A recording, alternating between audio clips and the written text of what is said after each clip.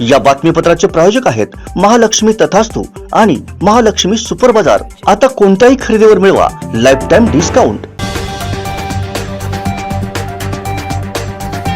Railway तिकिटांचा काळा बाजार करणाऱ्या सावंतवाडीतील एका तिकीट विक्रेत्याच्या दुकानावर मडगाव रेल्वे सुरक्षा दलाच्या पोलिसांनी छापा टाकला। या प्रकरणी त्याला पोलिसांनी ताब्यात घेतलंय।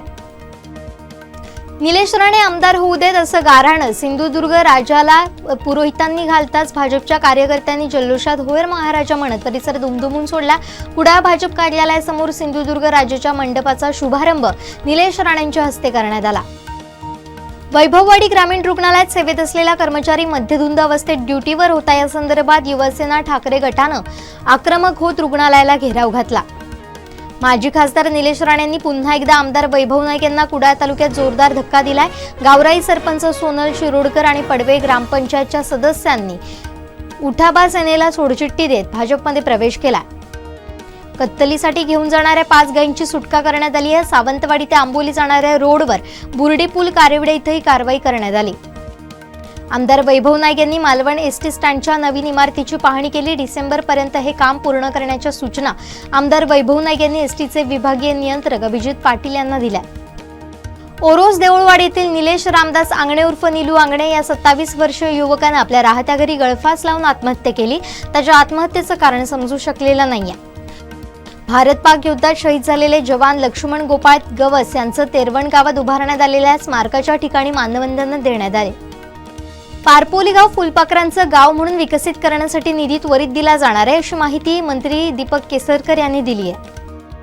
जळगाव येथील पत्रकार हल्ल्याप्रकरणी सिंधुदुर्ग जिल्हा पत्रकार संघ मुख्यालय पत्रकार संघ सिंधुदुर्ग नगरी यांच्या वतीनं निवासी उपजिल्हाधिकारी मच्छिंद्र सुकटे अप्पर पोलीस अधीक्षक नितीन बगाटे यांना निवेदन देत निषेध व्यक्त करण्यात आला। तर पत्रकार संरक्षण कायद्याची कठोर अंमलबजावणी करण्याची मागणी देखील करण्यात आली। शरद पवार सोबत आले तरच अजित पवारांना मुख्यमंत्री होता येईल, अन्यथा त्यांचं मुख्यमंत्री पदाचं स्वप्न पूर्ण होणार नाही अशी अट पंतप्रधान नरेंद्र मोदी यांनी अजित पवारांसमोर ठेवली असा दावा विजय वडेट्टीवार यांनी केला। राज्य शासनाच्या महसूल विभागाअंतर्गत तलाठी परीक्षा केंद्रासाठी उमेदवारांनी दिलेल्या 3 पर्याय सोडून चौथेच केंद्र दिल्यानं उमेदवारांना नाहक त्रासाला सामोरं जावं लागणार आहे। बहुतेक ठिकाणी अशीच परिस्थिती दिसून येते। आईच्या समोरच तिच्या 12 वर्षाच्या निरागस मुलीची चाकून भोगसून हत्या करण्यात आल्याची घटना कल्याण पूर्वेत घडली आहे। एकतर्फी प्रेमातून 20 वर्षीय आदित्यनं तिची हत्या केली आहे। मंत्री होण्याची आता वेळ नाहीये, माझ्या छातीवर तलवार ठेवली तरी मी आता मंत्रिपदाची शपथ घेणार नाही असं वक्तव्य बच्चू कडू यांनी केलं।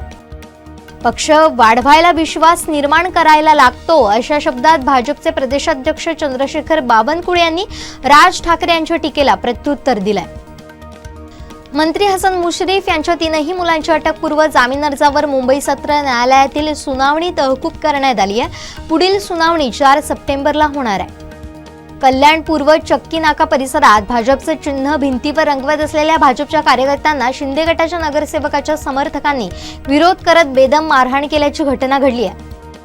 वंचितचे नेते प्रकाश आंबेडकर यांनी इंडियामध्ये सामील व्हावं असं राज्याचे माजी मुख्यमंत्री काँग्रेसचे वरिष्ठ नेते अशोक चव्हाण यांनी म्हटलंय। कोविड घोटाळा प्रकरणी आर्थिक गुन्हे शाखेनं संजय राऊत यांचे निकटवर्तीय सुजित पाटकर यांना अटक केली आहे। दरम्यान न्यायालयात हजर केलं असता त्यांना 5 दिवसांची कोठडी सुनावण्यात आली आहे। छत्रपती संभाजी महाराजांनी आपल्या पित्याच्या स्वाभिमानाची परंपरा पुढे ठेवली आहे। महाराष्ट्र दिल्ली समोर कधीच झुकला नाही अशा शब्दात राष्ट्रवादीचे प्रदेशाध्यक्ष जयंत पाटील यांनी भाजपला सुनावलंय। एकनाथ शिंदे हे आमच्या जीवावर मुख्यमंत्री झालेत असं विधान शिंदे गटाचे आमदार भरत गोगावले यांनी केलंय। आम्ही मंत्रिपदापासून दूर राहिल्याची खंत आमदार भरत गोगावले यांनी बोलून दाखवली आहे। नेहरू त्यांच्या नावामुळे ओळखले जात नाही तर त्यांच्या कामामुळे ओळखले जातात असं राहुल गांधी यांनी म्हणत विरोधकांना सुनावलंय।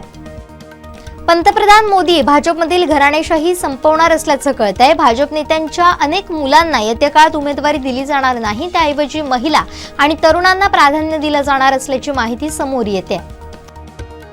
मुसळधार पावसामुळे मणिपूरच्या नोनी जिल्ह्यात मोठ्या प्रमाणात भूस्खलन झालंय। त्यामुळे इंफाळ आणि सिलचर महामार्ग रोखला गेला असून 500हून अधिक मालवाहू वाहनं अडकून पडली आहे। इस्रोनं चांद्रयान 3 मोहिमेबद्दल एक मोठी अपडेट दिली आहे। गेल्या काही महिन्यांपासून प्रवास करणाऱ्या चांद्रयानमध्ये लँडर विक्रम प्रॉपल्शन मॉड्यूल पासून वेगळं झालाय।